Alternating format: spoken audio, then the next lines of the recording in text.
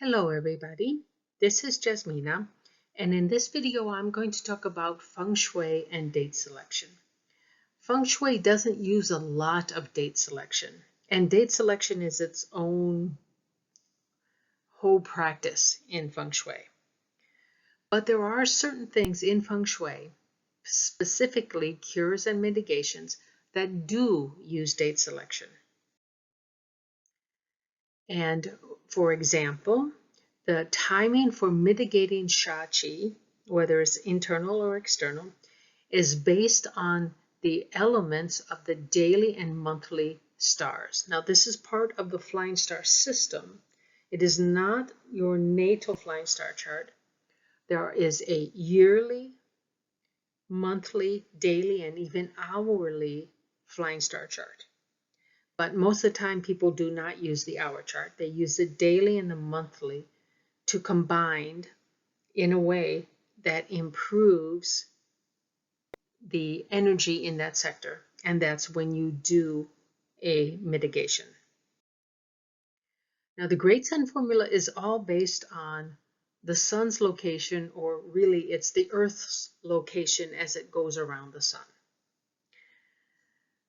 Now, you need to know your house's facing direction, and you need to know everybody's year animal sign to be able to properly do this formula without harming somebody in the house. So the cures and mitigations for either activation of the annual afflictions or trying to do some sort of renovation in an annual affliction area, these use the Great Sun formula dates. Now the Tong Shu, which is a form of a calendar, gives you much of the information. They often give you the daily and monthly stars. They also give you a few other pieces of information that make a big difference. So when it comes to the Tong Shu, which is also called the Chinese Almanac, it has a bunch of attributes for every day. And you usually don't see the year, but that's listed someplace else. But you have the month and the day stars, and these are used for Sha Chi mitigation. And I'll talk about that in the next slide or two. But each day also has 12 officers, one of these. And after you get to close, you go back to establish. It has one of these 28 constellations. After you get to charity, you go back to horn. It has the 12 animal signs in the normal order that they go. It also has 64 hexagrams. It also has some other attributes, other stars of the day, which I'm not going to talk much about. But all of these things have an effect on the quality of the day.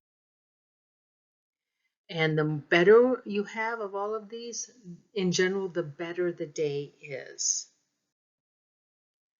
When it comes to mitigation of Sha Chi, whether it's internal or external, we rely on the weakening cycle of the 5 elements. So you have to understand what stars have what elements and so forth. But there are untimely stars 2 and 5, which are earth elements. They require metal to mitigate them. And the 2, if it's in your natal chart, isn't terribly untimely once we reach period 9. So that is after February 4th of 2024, you don't really have to worry about star 2 in your natal chart anymore, at least for another 60 years. There's also an untimely star 3, and it requires fire to mitigate, and the untimely star 7 requires water.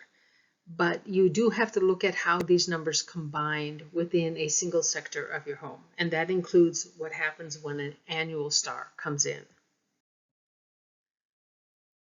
Now, the day and month flying star charts have regularity to them, but it's really only truly regular in the month charts.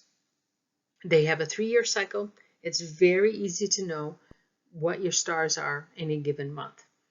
The day is quite a bit more complicated. Half the year, the days go up in number. So it's 1, 2, 3, 4, 5. and so forth. The other half of the year, it's 9, 8, 7, 6, 5, and so forth. So and the transition time is at the winter and summer solstice. And you do have to have a good chart or a good calculator to be able to determine this properly, because otherwise that can really screw things up. Now, there is something called the 10,000 year calendar, and there are books out there about this, but this is very, very hard to use. It's something that I haven't even bothered learning myself, even though I've learned a lot of other stuff. And that's because there are decent calculators out there, and they've done this for me. So when it comes to the Great Sun formula dates, this is associated with the 24 mountain ring on your compass, or the Feng Shui compass. And so this is the 8 directions divided by 3. So you have north 1, north 2, north 3, northeast 1, northeast 2, northeast 3, and so forth. So each of these is 15 degrees wide, and it's basically about 15 days each that this Great Sun formula dates occur. Now, what the Great Sun formula does is that it uses affinities between the house's sitting direction and 3 other directions. One direction is a facing direction, and the other 2 sectors are based on an equilateral triangle where the sitting direction is one of the vertices. But even if you get these dates correct, you still need to avoid clash days with everybody's animal sign. Now, this clash information is available many, many places, but it's basically the rat clashes with the horse and vice versa. The ox clashes with the goat. The tiger clashes with a monkey. The rabbit clashes with the rooster. The dog clashes with the dragon, and the snake clashes with the pig. And it's all vice versa. So a pig clashes with a snake, a dog clashes with the dragon, a rooster clashes with the rabbit, and so forth. Now, the Tongshu will give you the animal sign of the day, and it typically also gives you some information about what are the stars of the day. Maybe not always, but many of them do. And if you have a good day officer, that is an auspicious day officer and an auspicious hexagram, and also the constellation has some effect too, they can enhance the outcome. So if you have a choice between 2 days in that 15-day period, pick the one that has the best overall when you add everything up. That's how you use the Great Sun formula. So that's basically it. I'd like to thank everybody for watching. Please feel free to contact me here if you have any questions, or visit my ad-free website.